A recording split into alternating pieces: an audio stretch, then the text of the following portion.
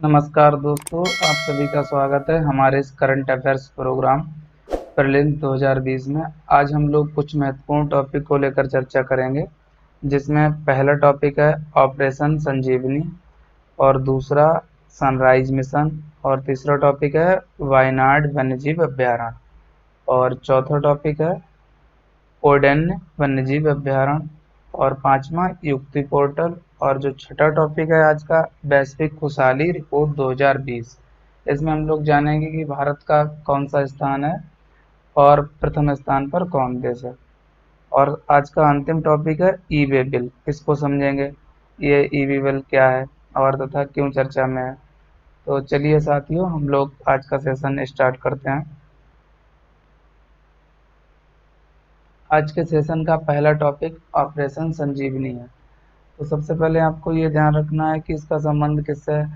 तो भारतीय वायुसेना द्वारा कोविड-19 के दौरान मालदीव को आवश्यक दवाइयों तथा अस्पताल के उपयोगित सामग्री पहुंचाने से इसका संबंध है। तो ये आपको ध्यान रखना है प्रीलिम्स पॉइंट ऑफ व्यू से, इतना काफ़ी महत्वपूर्ण है। ये आपको जानकारी होनी चाहिए कि ये किससे संबंधित है। तो इस टॉपिक में इतना ही। अब हम लोग अगले टॉपिक पर आते हैं। आज के सेशन का अगला टॉपिक है सनराइज मिशन। ये काफ़ी महत्वपूर्ण है, आपको अच्छे से इसको ध्यान रखना है। तो सबसे पहले तो आपको इसकी फुल फॉर्म याद रखनी है, सन रेडियो इंटरफेरोमीटर स्पेस एक्सपेरिमेंट। और इसे शुरू किसके द्वारा किया गया है, तो नासा द्वारा। ये भी आपको ध्यान रखना है। इसका उद्देश्य सूर्य की उत्पत्ति तथा सौर कण तूफान का अध्ययन करना है। इतना इसमें आपको ध्यान रखना है। तो इस टॉपिक में बस इतना ही। अब हम लोग अगले टॉपिक पर आते हैं। आज के सेशन का थर्ड टॉपिक है वायनाड वन्यजीव अभ्यारण्य। सबसे पहले आपको ये देखना है कि ये समाचारों में क्यों था। तो हाल ही में इसमें एक नर बाघ मृत पाया गया था, जिसको लेकर ये चर्चा में था। दूसरा आपको याद रखना है ये अवस्थित कहाँ है या ये स्थित कहाँ है, तो ये आपको ध्यान रखना है केरल में है। और तीसरा, ये किस लिए प्रसिद्ध है, तो ये ध्यान रखना है आपको हाथियों के संरक्षण के लिए ये प्रसिद्ध है।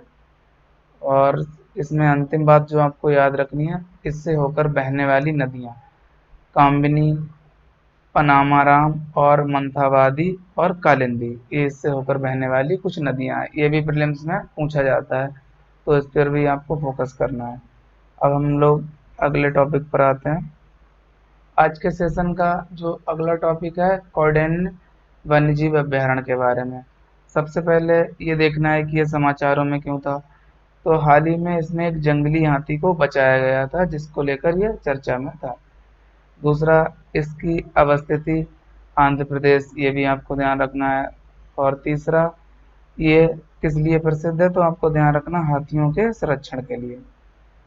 चौथा, इसमें अंतिम बात जो आपको याद रखनी है वो है इससे होकर बहने वाली नदी कौंडिन्या, जिसके नाम पर इसका वन्यजीव अभ्यारण्य नाम पड़ा, कौंडिन्य वन्यजीव अभ्यारण्य। और कैगल, जो पलार की सहायक नदियां हैं, आपको ध्यान रखना है। अब हम लोग अगले टॉपिक पर आते हैं। आज के सेशन का जो अगला टॉपिक है युक्ति पोर्टल। ये प्रीलिम्स पॉइंट ऑफ व्यू से काफ़ी महत्वपूर्ण है।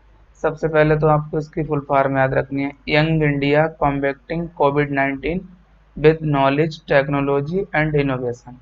हिंदी में भी आपको इसकी फुल फॉर्म याद रखनी है, युवा भारत ज्ञान प्रौद्योगिकी एवं नवाचार के साथ कोविड-19 का मुकाबला करें। ये आपको ध्यान रखना है। और ये ध्यान रखना है कि आपको इसको किसने शुरू किया, तो केंद्रीय मानव संसाधन एवं बाल विकास मंत्रालय। यहाँ पे आप बाल विकास,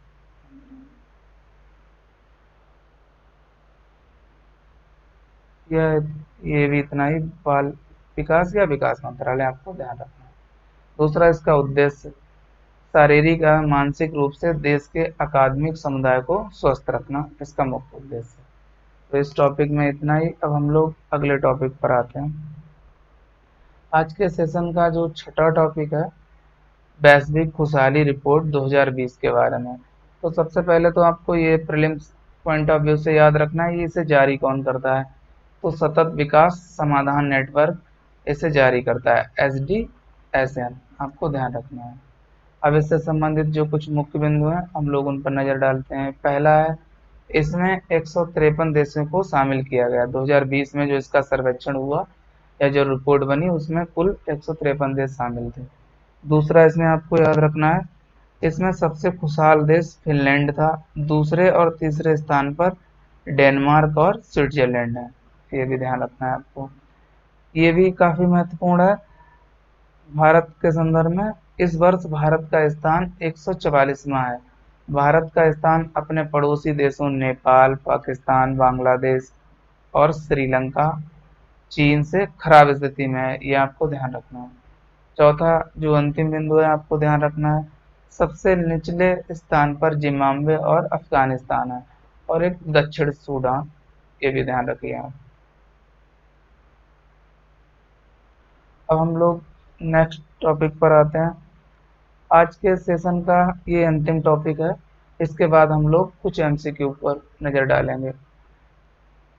ई वे बिल, तो आपको ये ध्यान रखना है कि समाचारों में क्यों था। तो कोविड-19 के चलते कई राज्यों ने अपनी सीमाएं सील कर रखी थी, जिसके चलते ट्रांसपोर्टरों ने एक्सपायर्ड ई वे बिल, यहाँ पे आपको ध्यान रखना है जो ई वे बिल है उसकी जो ड्यूरेशन होती है, समय अवधि, वो मोस्ट ऑफ 24 घंटे या एक दिन और एक दिन, लेकिन ये दूरी के हिसाब से बढ़ती घटती रहती है, भी आपको ध्यान रखना है। एक्सपायर्ड ई वे बिल पर चिंता व्यक्त की है, क्योंकि जब राज्यों ने अपनी सीमाएं सील कर ली तो उनके पास जो ई वे बिल जनरेट हुआ था तो वो उसकी डेट एक्सपायर हो गई। उसी को लेकर ट्रांसपोर्टरों ने चिंता व्यक्त की है। तो अब जानना है कि ई वे बिल क्या है। सबसे पहला इसमें जो मुख्य बिंदु है, ये जीएसटी के तहत वस्तुओं के हस्तांतरण की स्थिति में जारी की जाती है।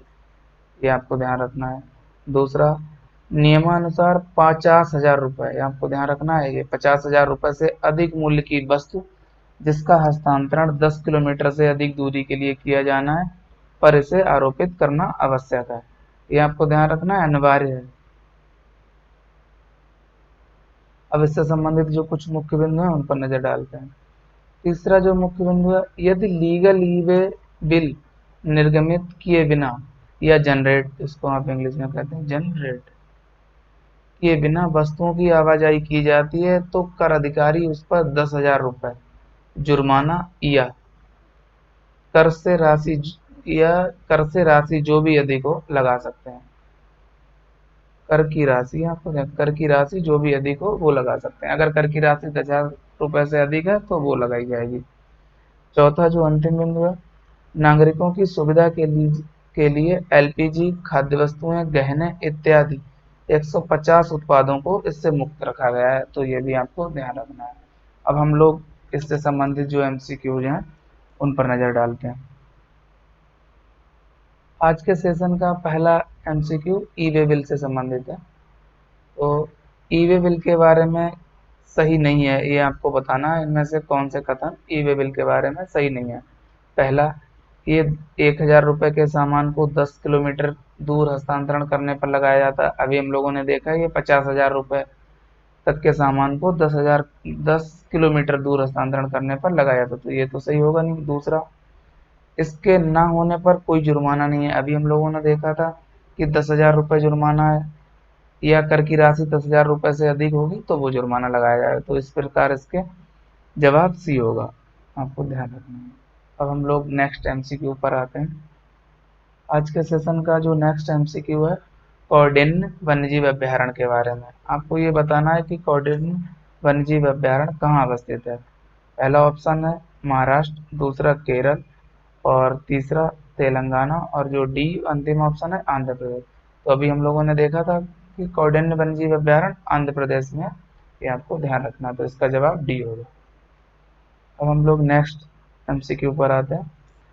अगला एमसीक्यू ऑपरेशन संजीवनी के बारे में। तो आपको बताना है ऑपरेशन संजीवनी का संबंध है।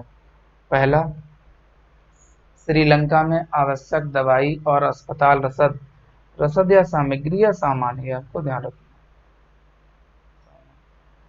को वायुसेना द्वारा पहुंचाने से। दूसरा, मालदीव में कोविड-19 के दौरान आवश्यक दवाई तथा अस्पताल सामग्री पहुंचाने से। तीसरा, चीन द्वारा पाकिस्तान को कोविड-19 से लड़ने के लिए दवाई प्रदान करने से। और जो डी ऑप्शन है इनमें से कोई नहीं। तो अभी हम लोगों ने देखा था कि ये मालदीव में भारतीय वायुसेना द्वारा जो आवश्यक दवाई है और अस्पताल सामग्री को पहुंचाने से संबंधित था। तो इस प्रकार इसका जवाब बी सही था, आपको ध्यान रखना है। अब हम लोग नेक्स्ट एमसीक्यू पर आते हैं। आज के सेशन का जो नेक्स्ट एमसीक्यू है वो सनराइज मिशन के बारे में। ये प्रीलिम्स पॉइंट ऑफ व्यू से बहुत महत्वपूर्ण है, तो आपको अच्छे से ध्यान रखना है। ये आपको बताना है कि किसने शुरू किया है। तो पहला है ISRO, Indian Space Research Organisation. दूसरा NASA, the aeronautics the NASA the National Aeronautics Space Administration, इसकी फुल फॉर्म है, आपको ध्यान रखनी है। और तीसरा यूरोपियन स्पेस एजेंसी द्वारा, और डी इनमें से कोई नहीं। तो अभी हम लोगों ने देखा था कि जो सनराइज मिशन है वो सूर्य की उत्पत्ति तथा सौर जो तूफान है उसको अध्ययन करने के लिए शुरू किया गया था। तो इस प्रकार इसका जवाब बी होगा, आपको ध्यान रखना है। अब हम लोग आज के अंतिम एमसीक्यू पर आते हैं। आज के सेशन का अंतिम एमसीक्यू युक्ति पोर्टल के बारे में है। तो सब आपको बताना है कि युक्ति पोर्टल किस मंत्रालय द्वारा शुरू किया गया। पहला ऑप्शन है विज्ञान और प्रौद्योगिकी मंत्रालय द्वारा। दूसरा पेट्रोलियम एवं प्राकृतिक गैस मंत्रालय द्वारा। और जो सी ऑप्शन है मानव संसाधन एवं विकास मंत्रालय द्वारा। और डी इनमें से कोई नहीं। तो अभी हम लोगों ने देखा था कि जो युक्ति पोर्टल है वो कोविड-19 से लड़ने के लिए युवाओं को नवाचारी और प्रौद्योगिकी उपाय अपनाने से है। तो इस प्रकार इसका जवाब सी होगा, आपको ध्यान रखना है। तो साथियों आज के सेशन में बस इतना ही। हम लोग नेक्स्ट सेशन में कुछ और महत्वपूर्ण टॉपिकों के साथ मिलेंगे। तब तक के लिए आप अपना ध्यान रखिए। Good bye.